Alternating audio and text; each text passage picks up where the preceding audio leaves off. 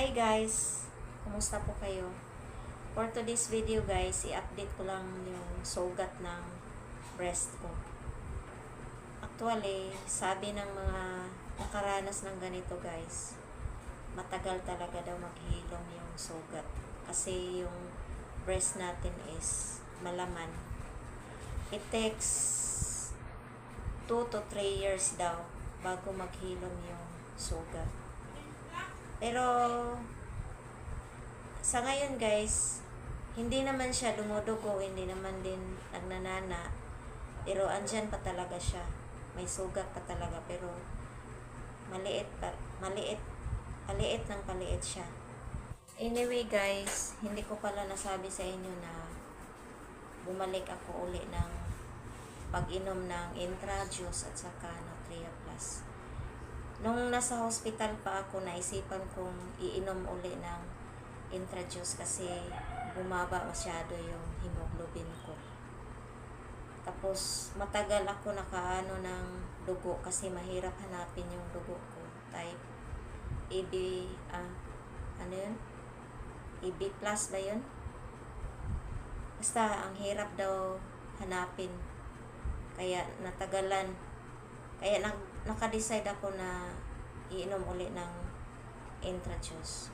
So, sa palagay ko guys, nakakatulong talaga ang Intra-Juice. Kasi guys, at that time, putlang-putla talaga ako, sabi ng mga nurses. Kasi always lang ako nakatayo kasi ayaw kong humihiga sa kasi mainit. Sabi nila, ang putla mo ate, ba't hindi ka humihiga dyan? Nakatayo ka lagi. Tatawa lang ako. Hindi nila alam na umiinom ako ng Intra-Juice. Nakakatulong talaga sa palagay ko kasi yung hemoglobin ko is 8.7 ba yata yun. Tapos inom lang ako ng Intra-Juice hanggang naabunuhan ako ng dugo, inom pa rin ako. Tapos iwan ko ba't maputla ako noon. Sabi nila ang putla ko daw talaga. Tapos, naglaga din ako ng kamuti tops. Sinasabay ko. Kamuti tops at saka Intra-Juice.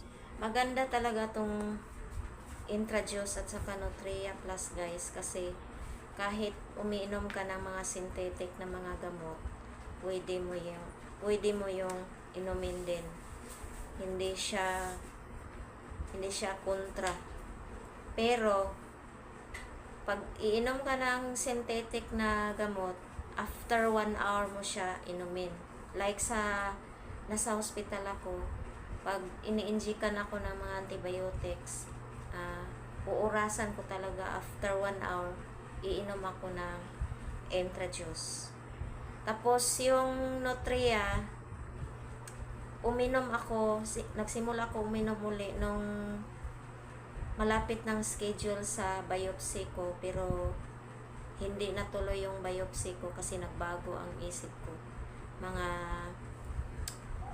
February 12 yata yun, uminom ako uli ng Nutria Plus. At until now guys, bumalik ako uli ng Nutria Plus at saka Intra.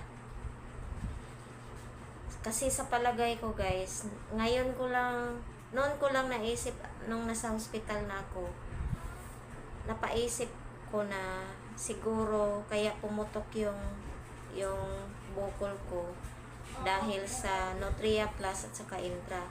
Almost 1 year ko yun na-take eh. Parang, kasi, lumalambot yung bukol ko sa ilalim, pero lumalaki talaga siya.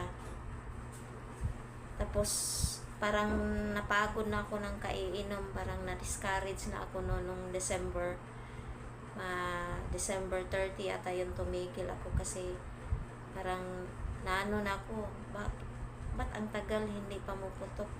Tapos mahapdi talaga dito eh, yung side na dito sobrang hapdi. Kaya tinigil ko, parang naano yung isipan ko.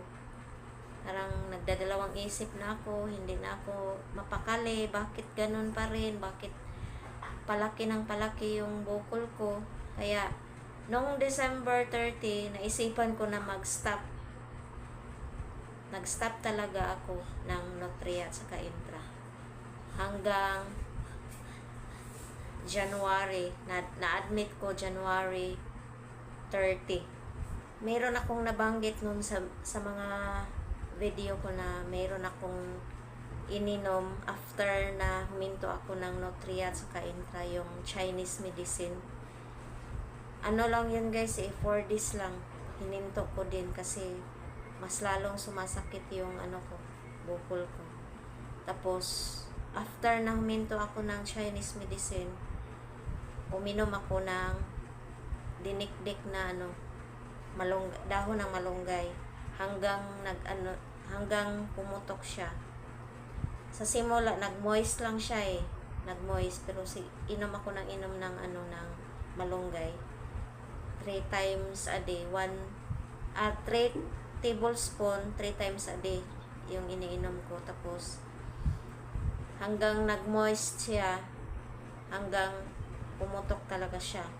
Yun, nakatulong din yung yung malunggay para sa akin, nakatulong din yun. Sa ngayon guys, bawal pa rin magbuhat ng ng mabibigat, bawal din maglalaba, at saka yung sugat ko sa soso, pag naliligo ako hindi ko binabasa kasi baka mapasukan ng bacteria. Yun ang sabi ng ng oncologist, na kung maaari hindi siya mababasa. Nililinisan ko lang siya ng pinapahiran ko ng cotton, binabasa ko sa mineral water, tapos ini-sprayhan ko. Yan lang guys ang ginagawa ko. Tapos iwas talaga sa bawal kasi may posibilidad na babalik ang bukol. So guys, baka meron kayong mga bukol-bukol dyan, i-try nyo yung Nutria Plus at saka Intra. Nakakatulong talaga. Pero pag malaki na yung bukol natin, talagang puputok. Pero pag maliit pa siya, tapos iinom ka ng Nutria at saka Intra, may posibilidad na matunaw siya paunti-unti. Paunti-unti lang, hindi naman agad yan na isang bote lang matunaw agad. It takes 1 year or 2 years bago siya matunaw, mawala. And that's all for today's video guys. Sa hindi pa nakapag-subscribe, please subscribe my channel and click the notification bell. At sana makatulong itong video to sa mga taong may mga bukol. Sundan nyo lang yung mga video ko guys, kasi makakatulong yan. Kasi experience ko to, sinishare ko to sa inyo, baka makakatulong. Kasi para sa akin, cancer talaga to. Hindi man ako dumaan sa biopsy, sa chemo, kasi hindi talaga ako nagpa-biopsy. Nagbago yung isip ko. Pero para sa akin, ito ay cancer. Kaya sana makatulong ako, magkaroon kayo ng mga ideas kung paano. Sundan nyo lang yung mga videos ko guys. Mag-update lang ako lagi kung ma-okay na yung ko, sugat ng breast ko. Thank you for watching guys. Till next video.